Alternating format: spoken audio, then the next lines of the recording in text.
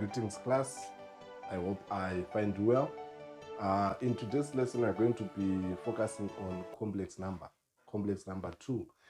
Right, so we are going to start by understanding the relationship between the exponential form with the polar form of a complex number. So the exponential form of a complex number is r e to the power of theta I, right? So this r here stands for the modulus of a complex number, which is good as square root of x squared plus y squared. Then this theta here represents the argument of a complex number, which is equal to arctan of the imaginary component coefficient divided by the real component. I hope you are following class. Right. So according to Euler's theorem, we are simply saying this exponential form can be converted into a polar form. I hope you are following. The polar form is r open bracket cos theta plus I sine theta, where theta is representing the argument of a complex number and r is representing the modulus of a complex number. Right, so here comes the question. Express e to the power of pi over 2i divided by e to the power of pi over 3i in the form a plus bi, right? So first of all, you simply divide the two exponential to reduce them into a single exponential using the laws of indices. So according to the laws of indices, if you divide numbers with the same base, you subtract the powers, right? So here you are going to subtract the powers. So you are saying e to the power of pi over 2i minus pi over 3i, something like this. So pi over 2i minus pi over 3i, you get pi over 6. You get pi over 6i. So this is the reduced exponent, right? Then convert this reduced exponent into polar form. Right. You can notice that there is a silent 1 here, meaning that the modulus of this complex number is 1. So I'm going to put 1 on r on the polar side. Then you write cos. Then this pi over 6 is going to represent our angle here. So you're going to put pi over 6 on theta plus I sine. Then you put pi over 6 again on theta, right? So if you punch this in your calculator, you can notice that cos pi over 6 is going to give you root 3 over 2. Then if you punch sine pi over 6, make sure your calculator is in radians. Sine pi over 6, it gives you half. So you are saying plus half I. So multiplying the terms inside the bracket with the modulus 1, they remain the same. You get root 3 over 2 plus half I, and this is your final answer in the required form, a plus bi. I hope you are following. I want you to stay tuned as we move on to the next so we are now on question number 2.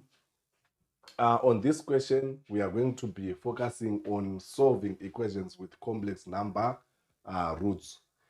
The question reads, x to the power of 4 minus 4x cubed minus 6x squared plus 20x minus 75 is equal to 0. Given that 1 plus 2i is a root of the equation, find the other 3 roots. I hope you are following. Right, I want you to notice something. 1 plus 2i, if 1 plus 2i is a root of this equation, it means automatically the conjugate of 1 plus 2i is also a root of this equation. Take note of that. So if you are given that 1 plus 2i is a root of this equation, it simply means 1 minus 2i, which is the conjugate of this complex number, is also a root of this equation, right? So what we do is the stage one of solving this equation is to form a quadratic factor.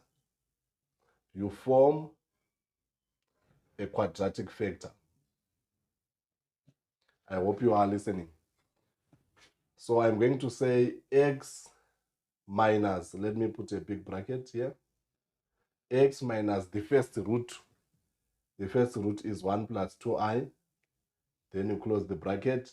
And you multiply with the x minus the second root, which is the conjugate. It's 1 minus 2i. I hope you are following.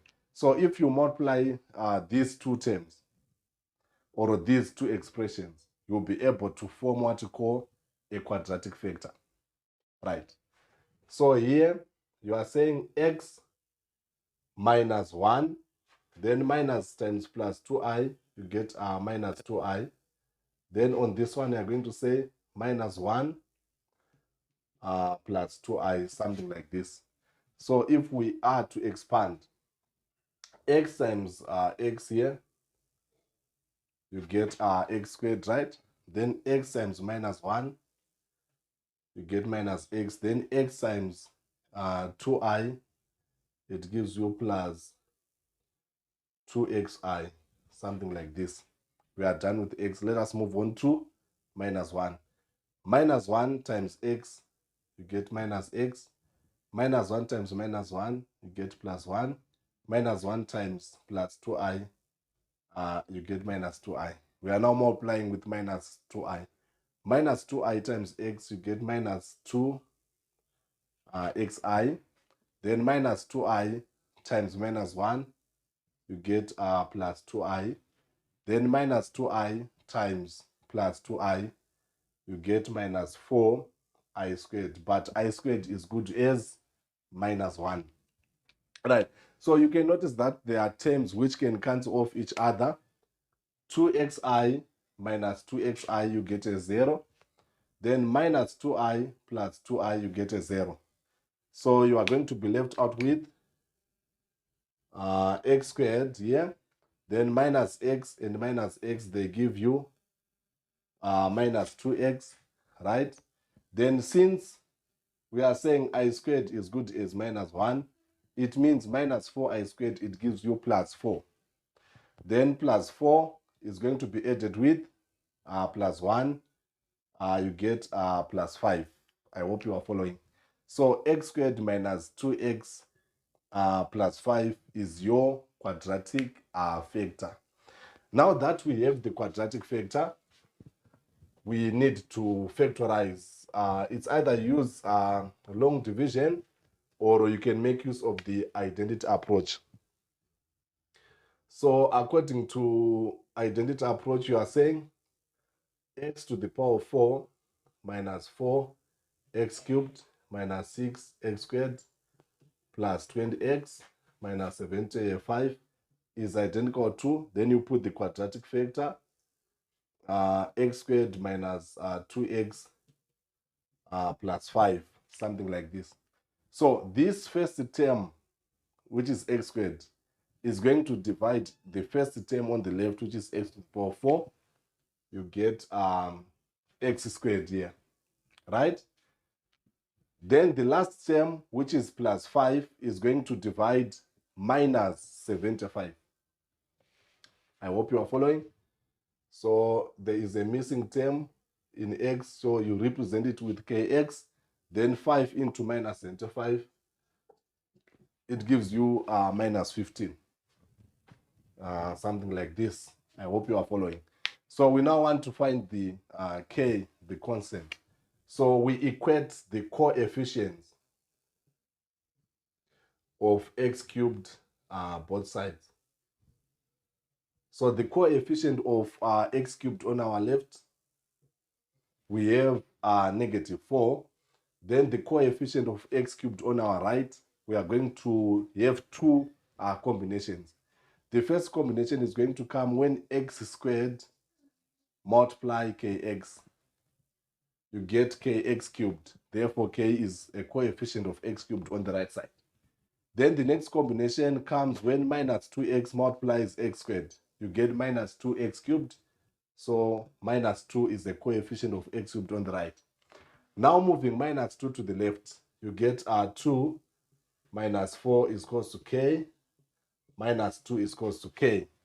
So it means the other two roots are going to be extracted in the second bracket, where we are going to write x squared minus 2x. Remember, k is minus 2, minus 15. So if we solve x squared minus 2x minus 15, you get the other two roots. Remember, in the first bracket here, we have the given complex number and its conjugate. These are the roots of this first bracket. And the second bracket is going to give us the other or the remaining two roots. So you equate this to 0 and solve this quadratic equation. I hope you are following. So we can search the factors, right? You can factorize using the O-level approach here. Find two numbers, which gives you a sum or a difference of minus 2 and a product of minus 15. We have plus 3 and minus 5. 3 minus 5, you get minus 2. Then 3 times minus 5, you get minus 15. So x plus 3 is equals to 0, or x minus 5 is equals to 0. You get x is equals to minus 3 for the first equation, or you get x is equals to 5 for the second equation. So now, giving your answer, you are saying x is equals to 1 plus 2i. This was the given root, right? Then 1 minus 2i was the conjugate of the given root. And the other roots are minus 3 and 5. We now have 4 roots. Since the power is 4, we need to have 4 roots. So this is how you go about it. We are now moving on to the next challenge. This equation is a cubic equation with the highest power of 3. In the previous segment, we dealt with the highest power, which was 4. Right. So for equations with the highest power of 3, it is very easy to find the remaining two roots given one of the roots of the equation. There is no need for you to form the quadratic factor like what we did when the highest power was 4. Right, there is a relationship.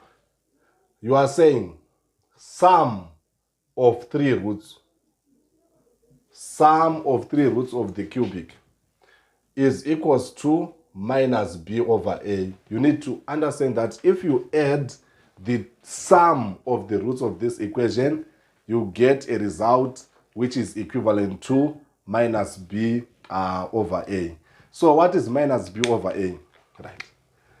A cubic equation is in the form ax cubed plus bx squared plus cx plus d is equals to 0.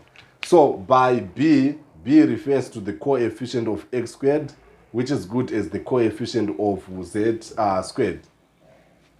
A is the coefficient of x cubed, which is good as the coefficient of z cubed. I hope you are following, class. Right. So if you add sum of the 3 roots, you get an answer which is equivalent to minus b over a. Right. So from the previous equation, we now understand that if 1 minus root 3i is one of the roots of the equation, it simply means the conjugate of 1 minus root 3i is also a root of the same equation. So you are now saying 1 minus root 3i is going to be added with 1 plus root 3i, which is going to be added by lambda, where lambda is representing the third root, which is unknown.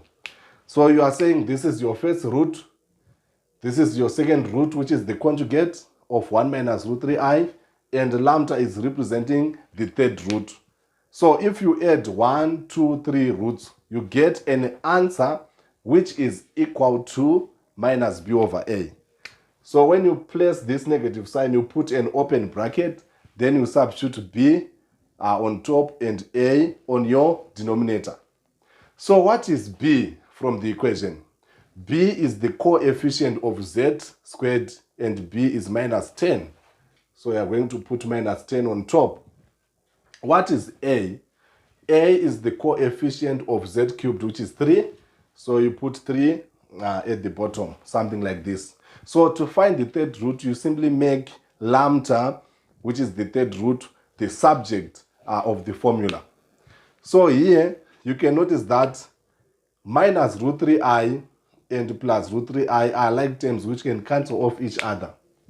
So 1 plus 1, it gives you 2, plus lambda is equals to 10 over 3. Since negative and negative, they give you a positive result. So I'm now moving 2 to the right side. You get 10 over 3 minus 2, which is good as 4 over 3. So 4 over 3 is the third root.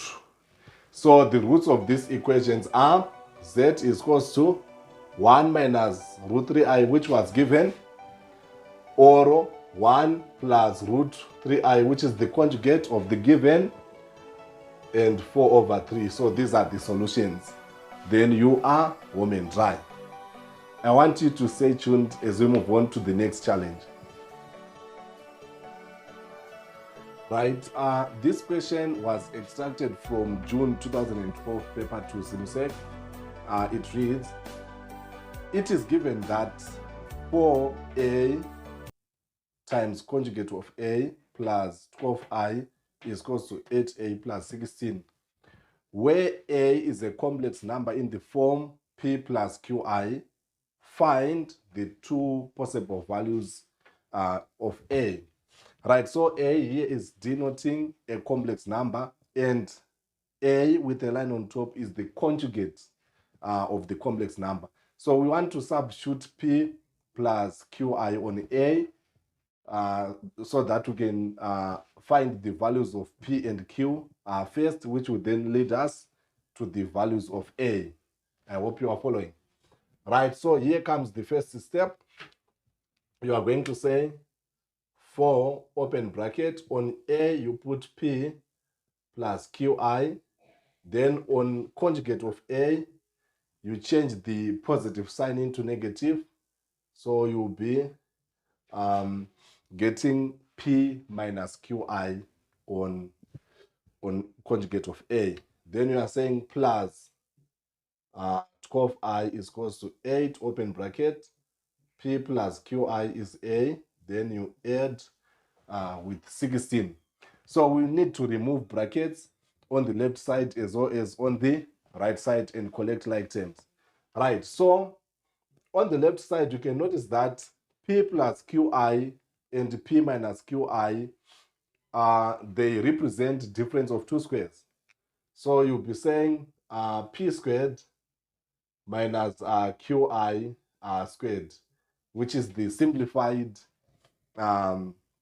version of the two brackets here.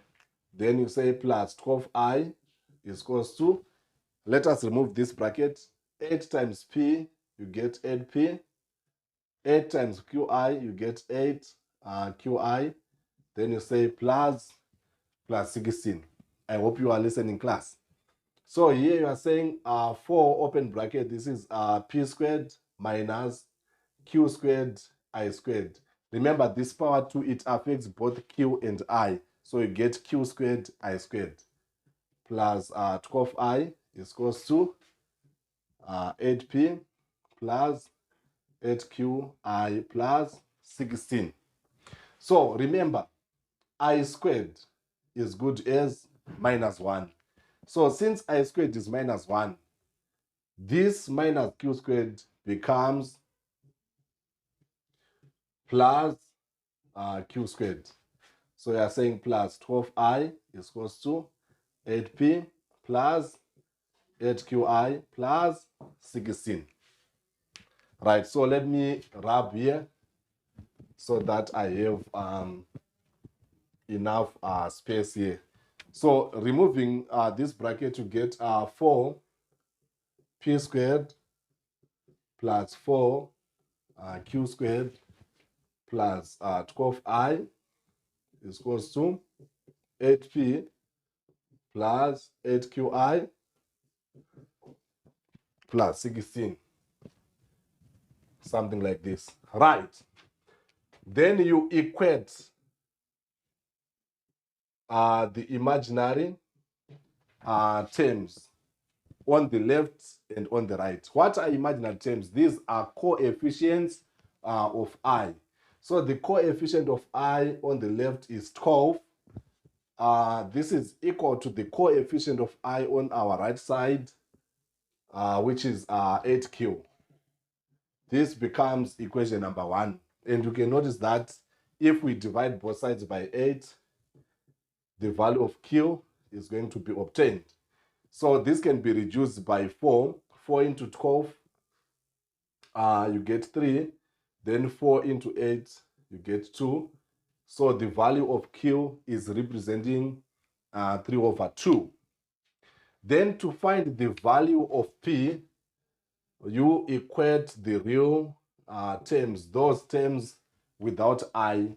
So on the left you have 4p squared plus 4 q squared. This is the left side, right? Then on the right side you have got 8p plus 16.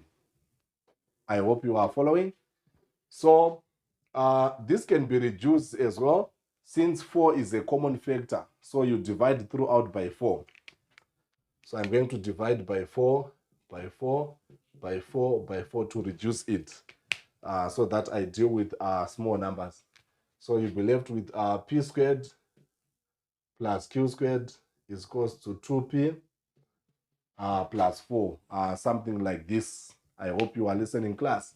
But remember, in the first part of the equation, we found out that q is 3 over 2. So I'm now putting 3 over 2 on q. You get p squared plus, open bracket, 3 over 2 squared is equals to 2p plus 4, something like this. So according to the laws of indices, this power 2, it affects both the numerator and the denominator, giving you p squared plus 9 over 4. So you get 3 squared and 2 squared is equals to 2p plus 4, something like this. Right, now moving 2p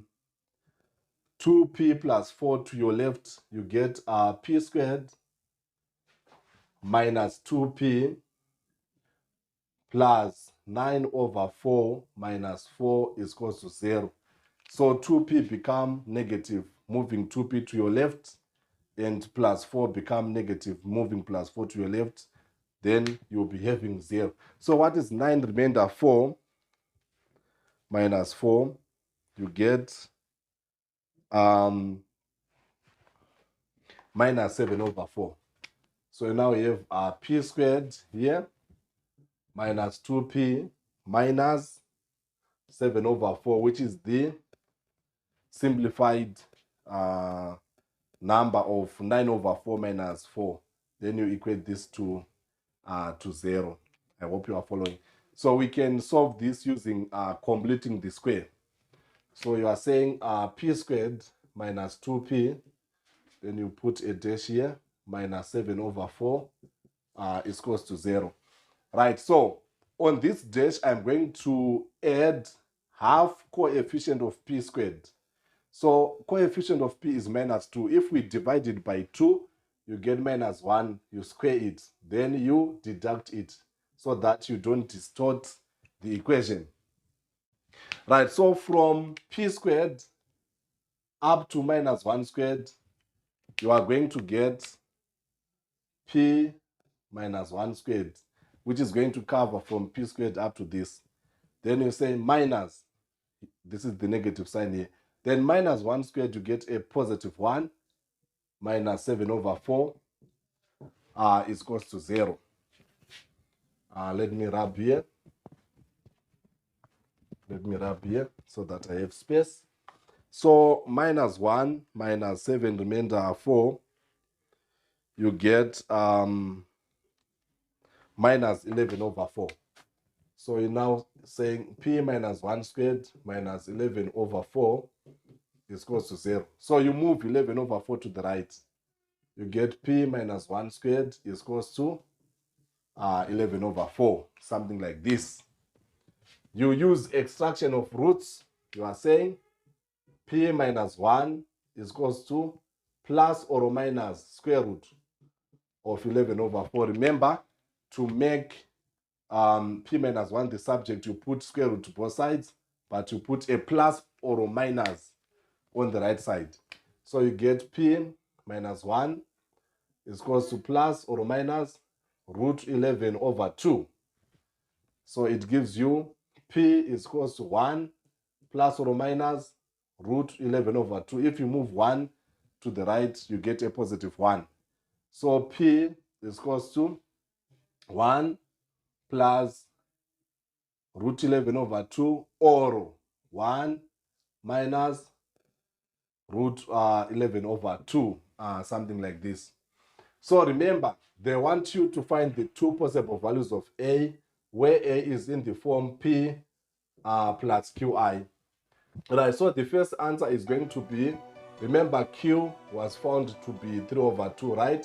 So p, I'm going to take the positive p, which is 1 plus root 11 over 2. Then you add with 3 over 2i. So this is your first solution. Then your second solution is going to be obtained using 1 minus root 11 over 2, which is the second value of p. So you get 1 minus root 11 over 2 plus 3 over 2i. Then you are home and dry. So this is how you're supposed to go about it. Stay tuned as we move on to the next challenge.